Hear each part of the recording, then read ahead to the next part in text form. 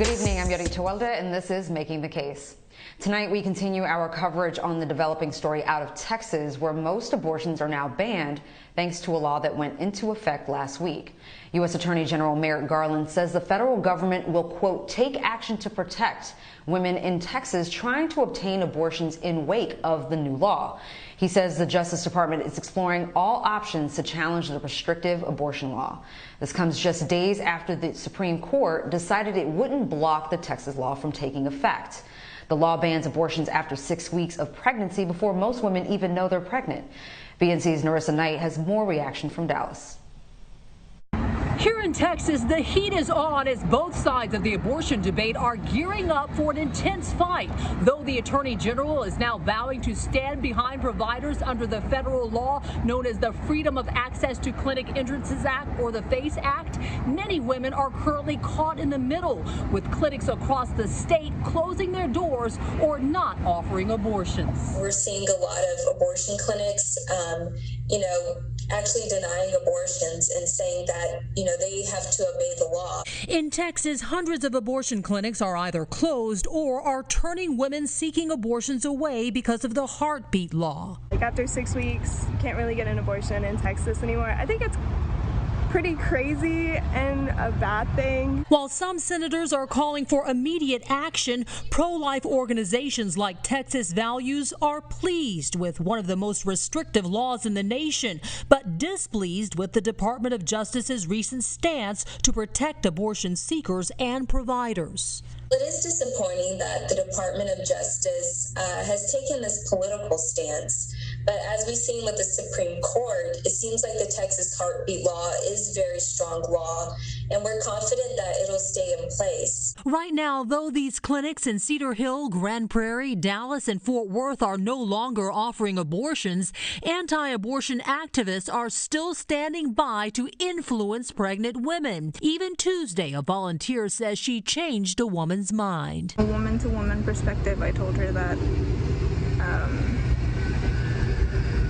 everything was going to be okay.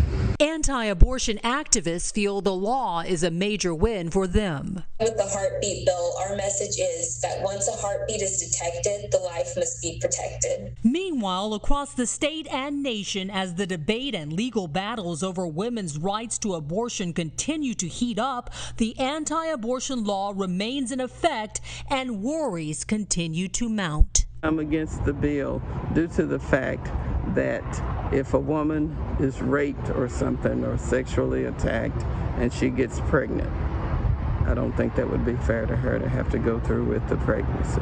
It should be their decision. Ultimately, whether it's 6 weeks or not, they should have the choice. Today, the ProLifeWhistleblower.com website allowing users to submit anonymous tips crashed twice. Off-camera, abortion providers tell me they're now directing women out of Texas to neighboring states such as Arkansas and Oklahoma. However, they fear that some women in dire straits may resort to unsafe measures if they can't get to abortion services outside the state of Texas. In Dallas, I'm Narissa Knight for Making the Case. Walking us through the impact this bill is already having across the state of Texas and nationwide is Texas State Representative and Civil Rights Attorney Jasmine Crockett. Welcome, Counselor. Thank you so much. For those who may not totally understand the nature of this law, please explain just how far-reaching this bill or this ban is. The legal maneuvers that have been instituted in order to put this bill in place are astounding. Yodit, you are actually a practicing lawyer, so you understand simple principles such as standing, right? Normally, a person actually has to be damaged in some way before they can seek some redress. That's what the courts are about. The courts are about making someone whole when there is an issue that has caused someone to be damaged in some way. What we have is vigilantes who have no business worrying about what somebody else is doing, that are somehow going to file litigation. They're going to clog up our court system that is really trying to take care of people that are actually suffering some sort of damages, whether it's because of medical malpractice, a car accident, or whether they're trying to go to court because they're having issues as it relates to parental issues. There's so many real issues that we have in our court systems, and now we're going to have these vigilantes in court. And here's the deal: there's so many problems with this. People oftentimes talk about HIPAA laws, and normally you have to sign off saying, "Hey, you can speak to this person. It's my emergency contact," things like that. Well, in this litigation, how does one even go about proving that someone had an abortion unless you somehow circumvent federal law and somehow, for some reason, a doctor would give you access to someone's medical records? There's the list of issues are too long to really go through, but I will say this. This idea that basically Texas knows that it's unconstitutional, and they know that as government actors that they can't do this. So instead, outsourcing this is what they've decided to do. And I don't believe that it's constitutional. In fact, when we fought this on the floor, I thought, I'm going to fight this because it's just disrespectful, it's stupid, and that's what I'm here to do. But I never thought that it would actually go into effect, because as a practitioner, I said it's not constitutional. Sadly enough, we have Supreme Court seats that were stolen. And with those stolen seats, they have decided to sit back and let this play out. And sadly enough, there are going to be women that pass away. We have the highest maternal mortality rate as it is in this country. It's only going to get worse. So with the Supreme Court declining basically to block this bill, have they given the green light to other states to create similar measures in their legislatures? Absolutely.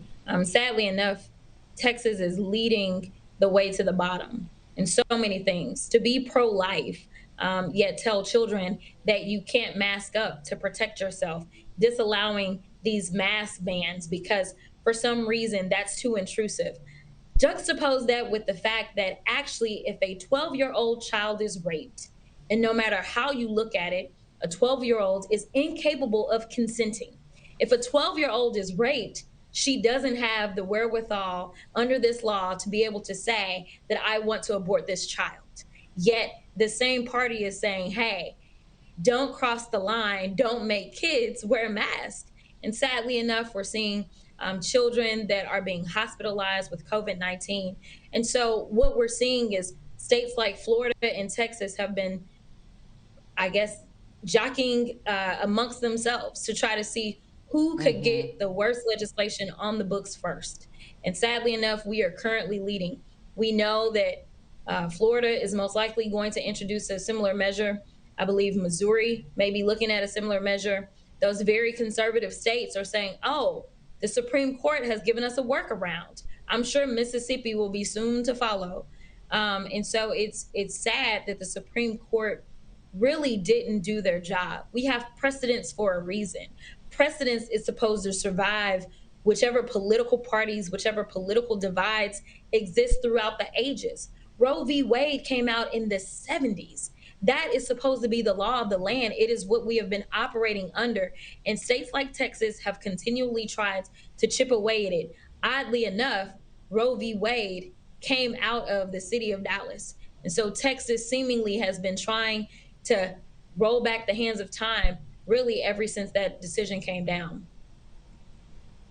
Now, Jasmine, people think they can outright ban abortions, but they can't stop those from trying, making this law much more dangerous and deadlier for young women, poor women, and women of color who might take their health into their own hands, right? So what do you think is going to actually be the impact for Black and brown women specifically? Man, that is probably the scariest thing for me, especially when you look at my district. I am here to represent as best I can for my district, which is a majority minority district. We're approximately 40% Black, 40% brown, and about 20% Anglo is what my numbers are. And when it comes to the socioeconomics of my district, we definitely have more impoverishment than I would actually like. I would say probably about 40% of my district is impoverished. All right, so I give you those numbers so that people can understand why somebody like me has to stay in this fight. My constituency is going to be part of those that aren't in that privileged category. Because I can promise you, abortions aren't going to stop in Texas and really in this country. We know that they will still take place, but we know that abortion care is only going to be available for those that are privileged, those that have the means to actually go to another state.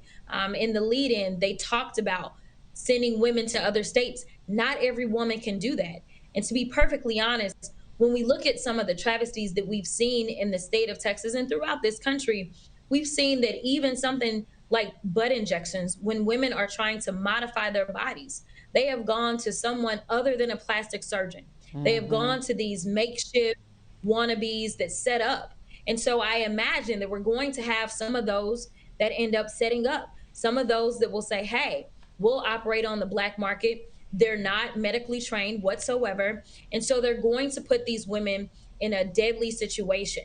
Not to mention, Texas leads in uninsured in this country. And so to be so pro-life and to care so much about whether or not a woman actually carries a baby, you would think that they would actually want to provide them with health insurance, with some sort of coverage so that they can carry a baby successfully and healthily.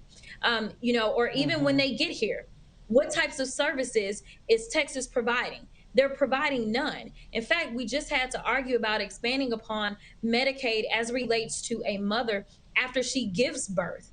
It was only 2 months of coverage. The bill that was filed by my soror, Representative Tony Rose, would have expanded that to 12 months. The Senate said that's too much. We don't want to spend all that money on them. So they took it down, and the most that they would go was 6 months. So that's all we've got. We don't have enough to warrant this type of bill under the guise of I care about somebody's life, because you're not caring about the victims of date rape. You're not caring about children. You're not caring about those that are victims of incest. You're not caring about those that are in abusive relationships. You're only caring about the rhetoric for your next election, and that's all this is.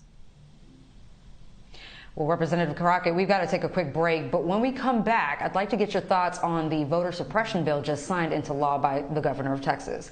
More Making the Case when we return.